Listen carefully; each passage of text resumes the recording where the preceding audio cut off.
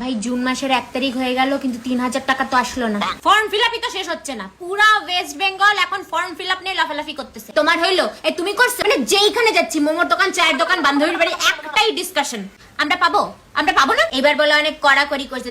পরীক্ষার প্রশ্নপত্র নাকি যে কড়াকড়ি করছে, বলে জমি বাড়ি দলিল ব্যাংকে কত টাকা সব দেখাতে হবে। বাড়ির দলিল তো দিচ্ছে না শ্বশুর, ভাবছে যদি বৌমা দলিল নিয়ে চম্পট দেয়। এক বাড়িতে ধরো 3টা বউ, তাহলে কোন বউ পাবে? ও শাশুড়ির ফেভারিট ছোট বউ। 3000 টাকা কি আমরা পাবো না? এই নিয়ে গভীর আলোচনা চলছে আমার আর আমার বান্ধবীর মধ্যে। আমরা তো আবার অ্যাস্থেটিক গরিব, দেখতে লাগে না গরিব কিন্তু অ্যাকচুয়ালি গরিব। 12 পাতার ফর্ম ফিলআপ করতে এই অবস্থা, আর আমরা কত অ্যাসাইনমেন্ট জমা দিছি, পাতার পর পাতায় লিখছি পরীক্ষায়। 12 পাতার ফর্ম ফিলআপ করার পরেও যদি কেউ না পায়, তাদের দুঃখটা জাস্ট ভাবো। কাকিমা চিন্তায় পড়ে গেছে, 3000 টাকা হাতছাড়া হয়ে গেল না তো? শুনলাম নতুন বিজনেস শুরু হয়েছে, ফর্ম ফিলআপ করে দিতে 200 টাকা। 3000 টাকা শুনে যারা লাফাইছিল, এখন ওরা ভাবতেছে আমাদের 1500 টাকাই ভালো ছিল রে। আমাদের পাড়ার কাকুও লক্ষ্মীর ভান্ডার পাইতো গো, এখন কাকিমাও পাবে কিনা